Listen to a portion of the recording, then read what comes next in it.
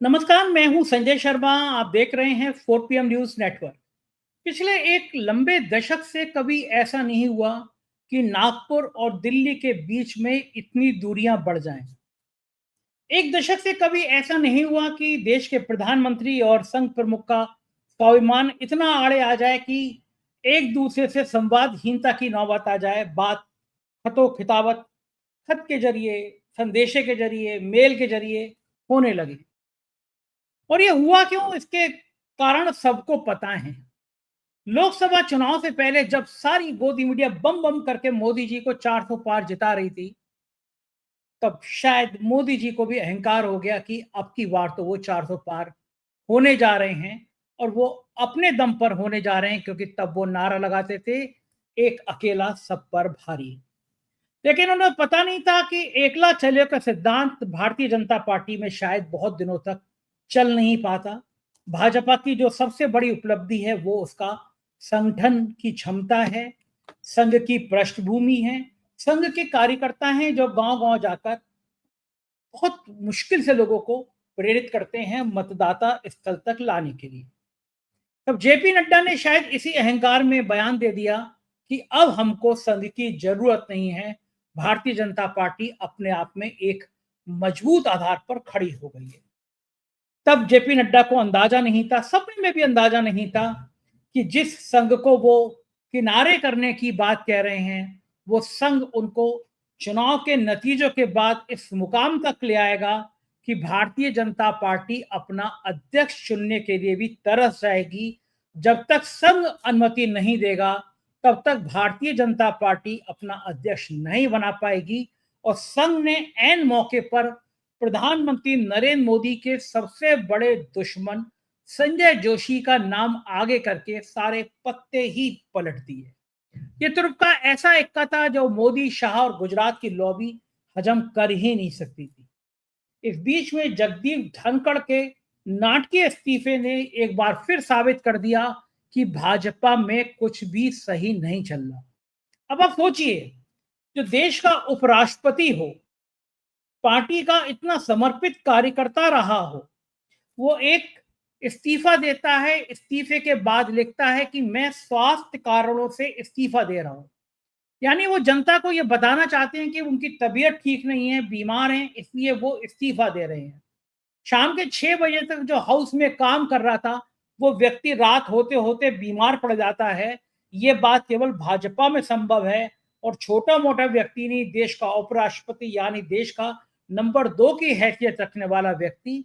और उस पर भी मजे की बात यह है कि जब देश का उपराष्ट्रपति अपनी हेल्थ के इश्यू को लेकर त्यागपत्र देता है, तो देश के प्रधानमंत्री को कई घंटों बाद, 18 घंटे बाद, जब देश भर में आलोचना होती है, तब प्रधानमंत्री को लगता है कि एक ट्वीट करके वो उनके स्वास्थ्य की बेहतरी की कामना कर दें।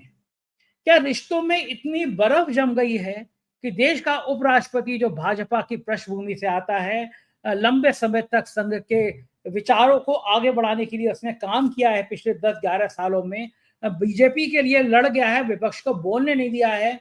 वो कह रहा है कि मैं बीमार हूं, इसलिए उपराष्ट्रपति नहीं रहना चाहता। लेकिन प्रधानमंत्री जी घंटों तक उसका हालचाल नहीं पूछते। और जब हालचाल पूछते हैं तो सिर्फ एक ट्वीट करते हैं, उनके स्वास्थ्य लाभ की कामना करते हैं। क्या दिल्ली में दो लोगों के घर के बीच की दूरी, क्या उपराष्ट्रपति और प्रधानमंत्री के घर की इतनी दूरी थी? क्या प्रधानमंत्री इतने व्यस्त थे कि वो उपराष्ट्रपति के घर जाकर उनका हालचाल नहीं पूछ सकते थे? ये बड़ा सोचने वाली बात है। और सोचने वाली बात यह है कि 20 करोड़ से ज्यादा सदस्यों का दावा करने वाली भारतीय जनता पार्टी का कोई नेता जगदीप धनखड़ के घर पर जाकर उनके हालचाल पूछने कोई बड़ा नेता क्यों नहीं गया? किसी बड़े नेता ने जगदीप धनखड़ के स्वास्थ्य लाभ के लिए ट्वीट क्यों नहीं किया? क्या भाजपा में इतना आतंक हो गया है कि अब जगदीप धनखड़ के साथ खड़े होना ये डर का संकेत हो गया है कि अगर धनखड़ के साथ खड़े हो गए तो गुजरात लॉबी नाराज हो जाएगी? इस बीच संघ ने भी कई बार संकेत दे दिए हैं कि 75 साल जब पूरे हो जाएं तो खुश मत होइए, ये आपकी विदाई की बेला है, ये संदेशा है, ये संकेत है कि लोग अब आपको रिटायर करना चाहते हैं, नई पीढ़ी को मौका देना चाहते हैं। तो संघ की क्या है नई रणनीति, संघ की क्या है नई योजना, इन सब को बात करने के लिए मैं आपको सीधे नागपुर ले चलता हूं कि आखिर संजय जोशी की प्लानिंग क्या है, संघ संजय जोशी को कहां स्थापित करना चाहता है। नागपुर के एक बेहतरीन पत्रकार राजीव रंजन जी, जो 4 पीएम पे लगातार शो करते रहते हैं, आप उनका देखते रहते हैं, जिनके पास भाजपा और संघ की बहुत बढ़िया बढ़िया जानकारी रहती है।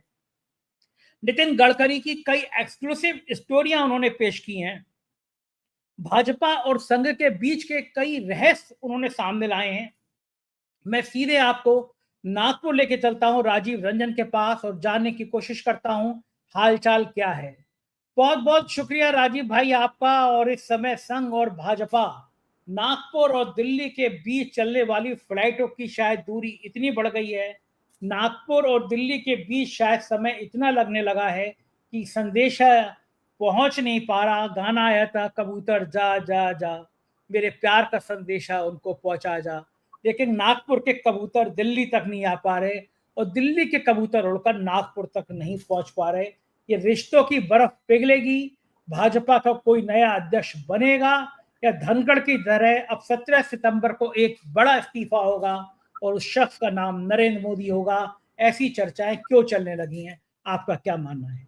जी, देखिए ऐसा है, मैं ये बोल रहा था कि धनखड़ जी का जो इस्तीफा है ये बहुत ही अप्रत्याशित है और इसको अलग से होके एक आइसोलेशन में नहीं देखना चाहिए। ये एक बड़ी पिक्चर का एक छोटा सा पार्ट है। मैं डोमिनो इफेक्ट की बात कर रहा था। डोमिनो इफेक्ट ये बोलता है, पॉलिटिकल एंड मिलिट्री थ्योरी है ये, जहां पर एक स्पेशल सिचुएशन में यदि कोई एक इवेंट होता है तो अपने ही जैसे चेन ऑफ इवेंट्स प्रोड्यूस करता है। तो आज की डेट में स्पेशल सिचुएशन क्या है? भाजपा और उसके मात्र संगठन आरएसएस के बीच में काफी ज्यादा संघर्ष चल रहा है। वो एक पटरी पे नहीं है, इनके विचारों में सामंजस्य नहीं है आज की डेट में। तो उसी का एक नतीजा हमने देखा कि धनखड़ जी का इस्तीफा हुआ है और आने वाले दिनों में ये डोमिनो इफेक्ट प्रोड्यूस करेगा और कई इस्तीफे आपको आने वाले दिनों में हो सकता है कि नजर आए, यदि ये कॉम्प्रोमाइज पे नहीं जल्दी से जल्दी पहुंचे तो।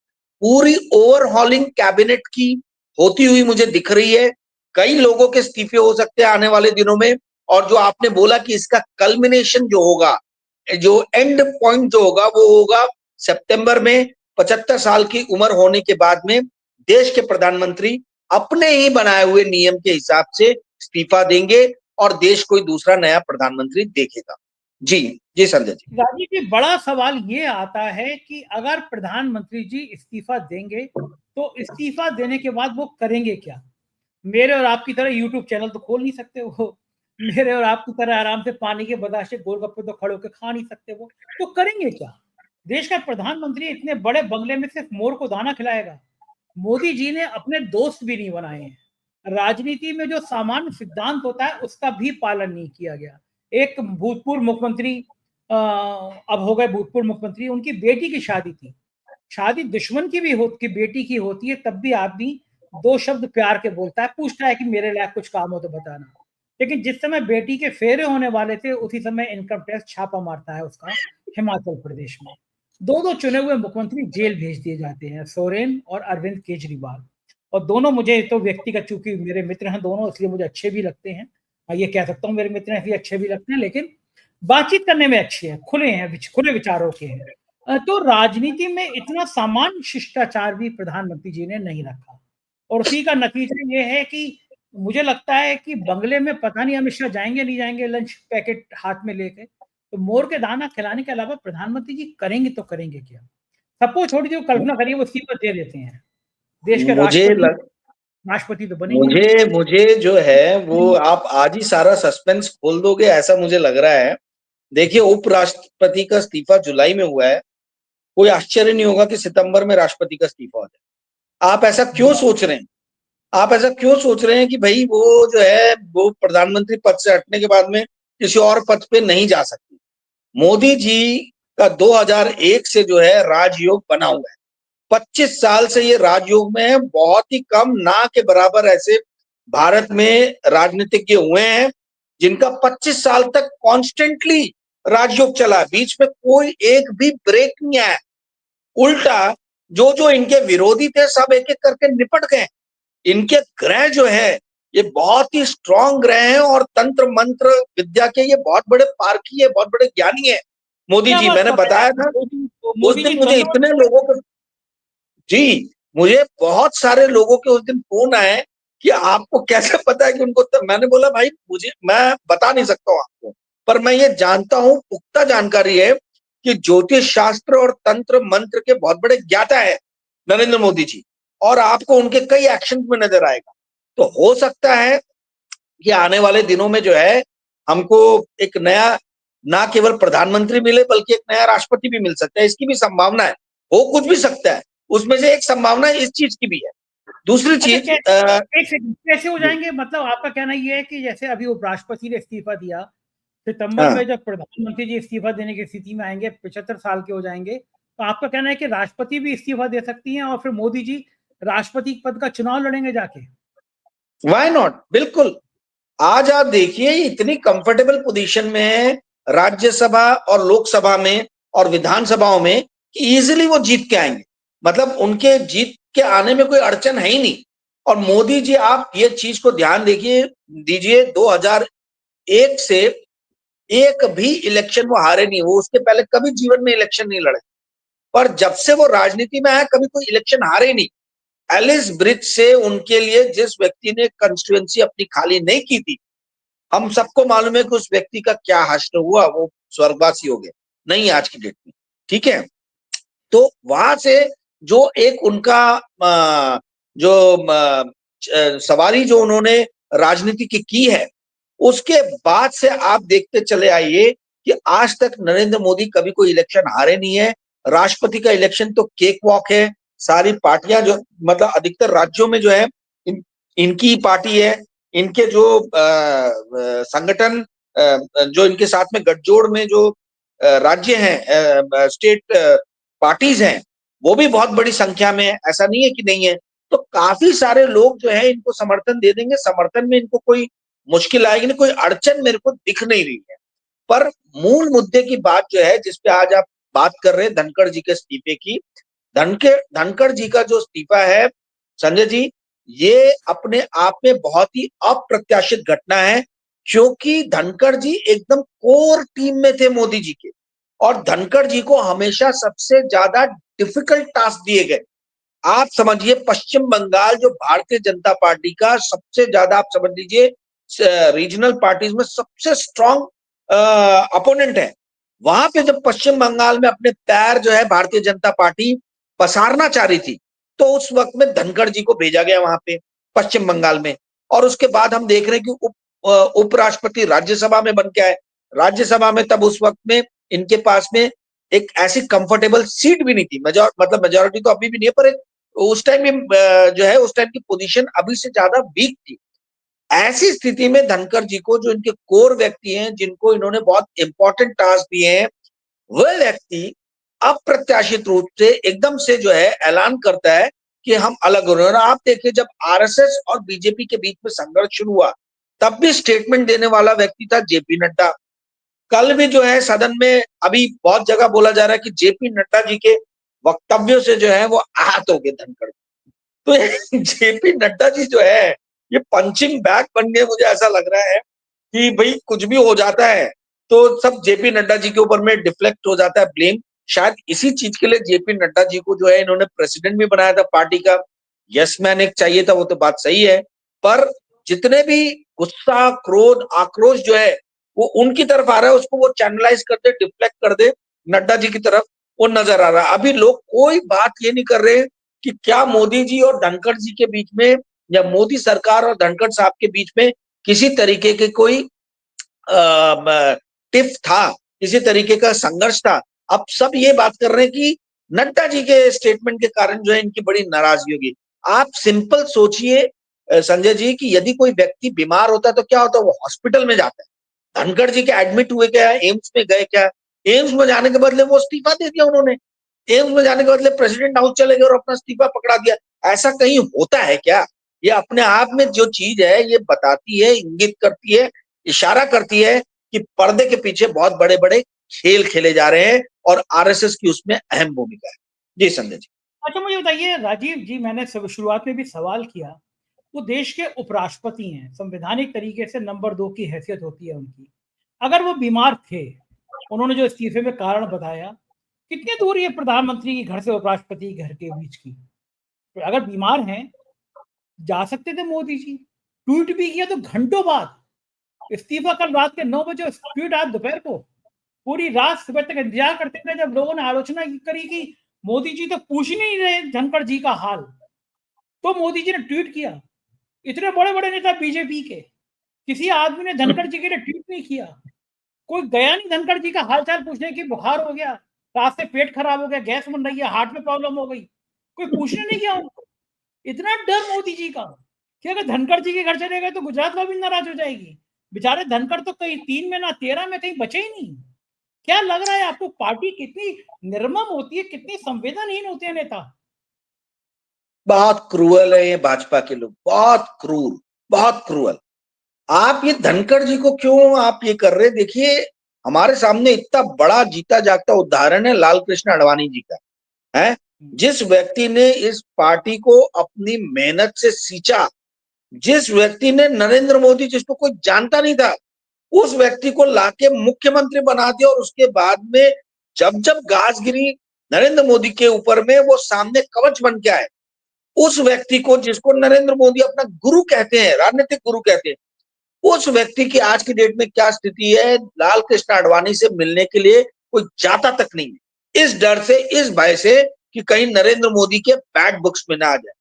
मुरली मनोहर जोशी जैसा उनके सरीखा विद्वान एचआरडी मिनिस्टर भारत को राधाकृष्णन जी के बाद में कोई अगर यदि मिला है तो यही मिले हैं। ठीक है, इस पोस्ट के ऊपर में आप अबुल कलाम से लेके तो राधा कृष्णन जी से लेके तो अभी जाके जो है मतलब मुरली मनोहर जोशी जो तक, ये बहुत ही विद्वान लोग जो हैं वो आए हैं। आज आप देखिए मुरली मनोहर जोशी जी कहाँ हैं? कोई पूछ रहा है मुरली मनोहर जोशी जी को? इतना विद्वान व्यक्ति जिसने इतने मतलब पार्टी को खड़ा करने में उस व्यक्ति की बहुत बड़ी भूमिका रही है आडवाणी जी के साथ।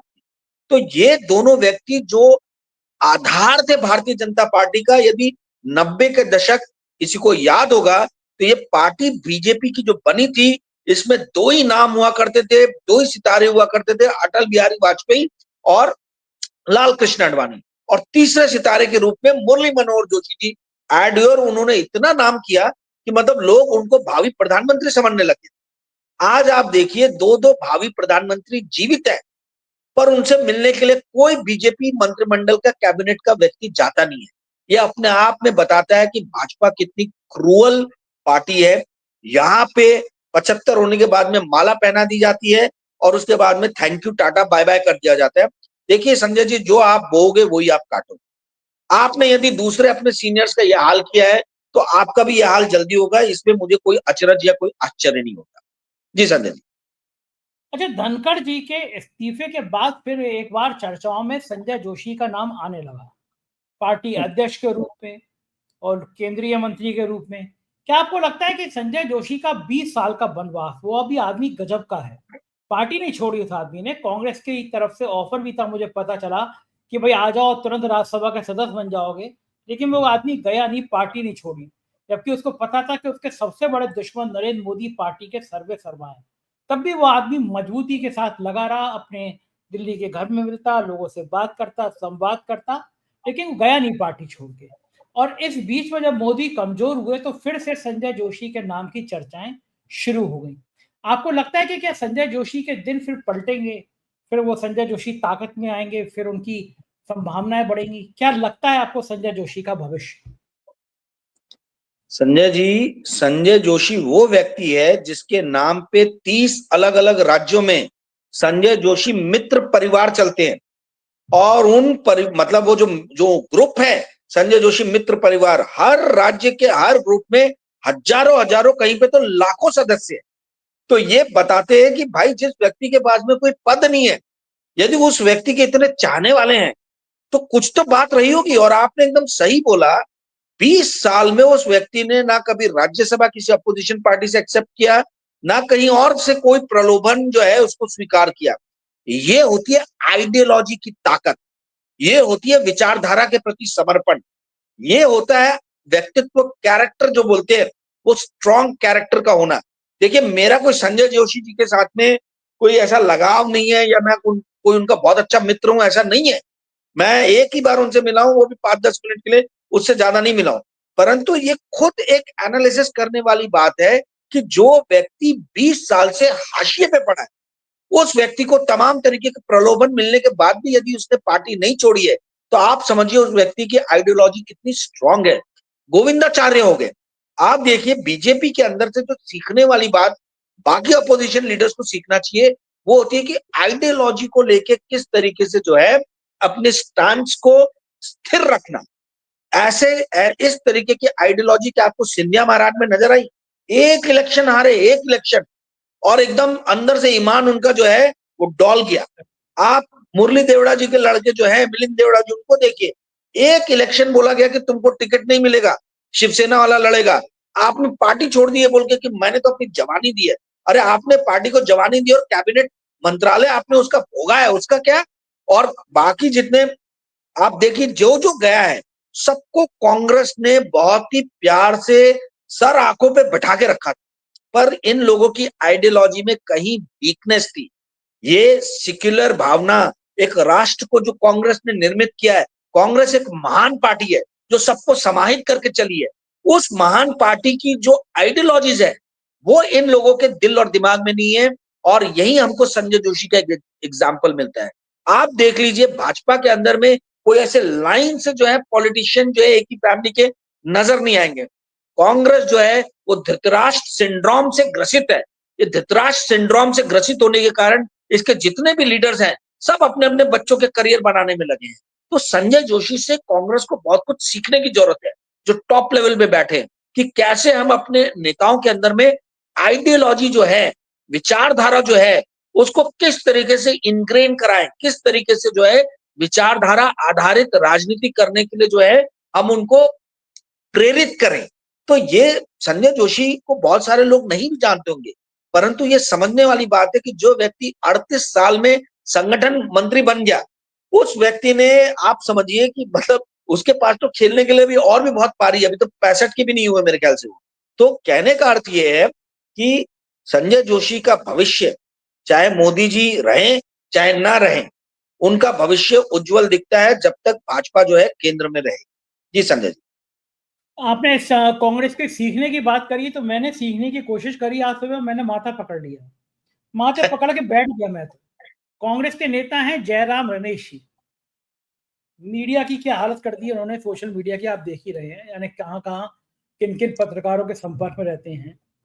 अविश्वास प्रस्ताव लाया था विपक्ष जगदीप धनखड़ के खिलाफ, बड़ा नाराज था। जगदीप धनखड़ ने जिस भाषा का प्रयोग किया था, सांसद 3-3 4-4 बार चुने गए सांसदों के संग नाराज थे, सबके सब धरना दिया था, अविश्वास प्रस्ताव लाया था। आज सुबह सुबह मैं उठा तो मैंने देखा जयराम रमेश जगदीप धनखड़ की तारीफ में ट्वीट कर डाले हैं। अब मैंने कहा मैं क्या करूं इस कांग्रेस का, ये मैं क्या समझूं, या देश का जनमानस क्या समझे कि जिस जगदीप धनखड़ के खिलाफ, जिस उपराष्ट्रपति के खिलाफ, जिस सभापति के खिलाफ विपक्ष अविश्वास प्रस्ताव लेकर आया, जिसने राहुल गांधी को नहीं बोलने दिया, मतलब राहुल गांधी बाहर भी बोले, वो राज्यसभा के सदस्य नहीं थे, बाहर भी बोले, तब भी उनका आलोचना की गई। जगदीप धनखड़ ने भी आलोचना करी, कई बार कई मंचों पर कमेंट किया। जिस जगदीप धनखड़ ने सुप्रीम कोर्ट को ताक पे रखा, कांग्रेस ने उसकी आलोचना करी। आज जयराम रमेश तारीफ में ट्वीट कर रहे हैं। कांग्रेस के एक दो नेताओं से मेरी बात हुई, वो भी कह रहे हैं साहब हमें तो कुछ समझ में आता नहीं है, हम तो बहुत छोटे स्तर के आदमी हैं, लेकिन जयराम रमेश जैसे नेता अगर बैठे हैं ऊपर, तो कांग्रेस की लुटिया कौन बचाएगा? मुझे बताइए आप कि क्या ऐसे मौके पे जयराम रमेश को जगदीप धनखड़ की तारीफ में ऐसे ट्वीट करने चाहिए थे? देखिए, कांग्रेस में बहुत सारे ट्रोजन हॉर्स हैं, ठीक है। और मुझे ये समझ में नहीं आता कि जयराम रमेश जी को इतनी तवज्जो कांग्रेस पार्टी में मिलती क्यों है। वो कहाँ के जननायक है भाई, कहाँ के लीडर है, कहाँ से चुन के आते हैं, कहाँ से जीतते हैं, कौन से हजारों लाखों लोगों की जो है मतलब वो विश्वास, कॉन्फिडेंस को जो है वो अर्जित किया कि उनको इतनी ज्यादा तवज्जो मिलती है। आपने बोला ये लिखा जाना चाहिए कि नहीं लिखा जाना चाहिए, मैं तो ये कहता हूं कि ऐसा ट्वीट करने पे उनके खिलाफ कार्रवाई हो जानी चाहिए पार्टी के अंदर में। ये तो क्लियर कट दिखा रहा है कि कांग्रेस की कोई विचारधारा ही नहीं है। एक व्यक्ति को लेके जब आप में इतने ज्यादा द्वंद दिख रहे हैं कि आप कभी अविश्वास प्रस्ताव लेके आ रहे हो, और जब वो सही बात है, एक आप टाइम जो है अविश्वास। उसको बोल रहे हो कि तारीफों के पुल बांध रहे हो, ये तो हास्यास्पद है संजय जी। और इस चीज के ऊपर में स्ट्रिक्ट एक्शन कांग्रेस प्रेसिडेंट को लेने की जरूरत है। जयराम रमेश जी का जो ये एक्शन है, ये एक्शन अपने आप में ये बताता है कि कांग्रेस के अंदर में कोई एक लाइन ऑफ थॉट जो है, वो लाइन ऑफ थॉट पकड़ के जो है ये पार्टी चल नहीं रही है। ये पार्टी तमाम तरीके के जो है अंतर विरोधों से घिरी हुई है, तमाम तरीके के इसके अंदर में फ्रिक्शन है, और इसके जो टॉप पे बैठे हुए लोग हैं वो अपनी मनमर्जी से कोई भी काम करते हैं। कांग्रेस को बहुत सारी चीजें सीखने की जरूरत है। उसमें दो चीजें जो सबसे बड़ी है, वो है पहला अनुशासन। आप जब तक अनुशासन में नहीं रहोगे, आप नीचे के कार्यकर्ताओं या छोटे दुय्यम दर्जे के नेताओं के लिए तो अनुशासन रखते हो, पर ये जो टॉप पे 5-10 लोग बैठे हैं, इनके लिए कोई अनुशासन नहीं। तो ये चीज जो है, इसको एकदम हटाने की जरूरत है कि अनुशासन या तो सबके लिए रहेगा, नहीं तो किसी के लिए भी नहीं रहेगा। दूसरी चीज ये जो धृतराष्ट्र सिंड्रोम से जो ग्रसित है कांग्रेस के लीडर्स, ये धृतराष्ट्र सिंड्रोम को मानने वाले जितने लोग हैं कि कमलनाथ का बेटा जो है बकुलनाथ वही इलेक्शन लड़ेगा, है ना, दिग्विजय सिंह जी का बेटा जो है वही आके इलेक्शन लड़ेगा। हर सिटी हर शहर के अंदर में आप देख लीजिए, ये धृतराष्ट्र जो है, मॉडर्न डे के ये लोग धृतराष्ट्र है। मॉडर्न डे के ये धृतराष्ट्र यही चाहते हैं कि हमारे बाद में हमारा बेटा गद्दी संभाले, जैसे लोकतंत्र नहीं हम राजतंत्र में जी रहे। ऐसे सारे धृतराष्ट्र सिंड्रोम से ग्रसित जितने भी कांग्रेसी लीडर हैं, इनको बाहर का रास्ता दिखाना चाहिए।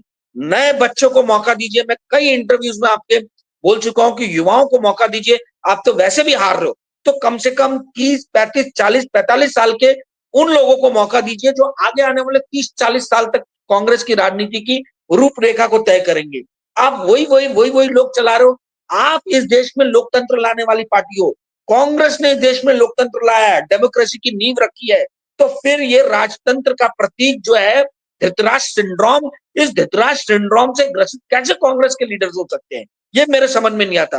कांग्रेस के लिए हाई टाइम है कि वो इस तरीके से जो लीडर जो एक पार्टी लाइन से अलग हटके ट्वीट करते हैं, जो डिसिप्लिन का ध्यान नहीं रखते हैं, और जो कहीं के जननायक नहीं है, सिर्फ दिल्ली में बैठ के अपनी कुर्सियां गर्म कर रहे हैं, इन लोगों को बाहर का रास्ता दिखाएं। इनकी चाहे कोई भी उम्र हो, इनको मार्गदर्शक मंडल में डाला जाए, ऐसा मुझे प्रतीत होता है। ये हाई टाइम है, अन्यथा कांग्रेस की ओवरहॉलिंग नहीं होगी।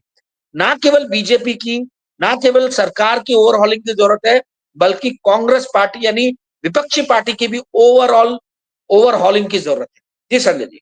बिल्कुल ठीक कह रहे हैं राजीव भाई, बहुत बहुत शुक्रिया, आपने राजनीति की इतनी सारी बातें करी, धन्यवाद। ये थे राजीव रंजन जी और हम लोग बात कर रहे थे भारतीय जनता पार्टी और संघ और कांग्रेस की राजनीति और रणनीति पर। मुझको यकीन है कि आपको ये चर्चा जरूर पसंद आई होगी।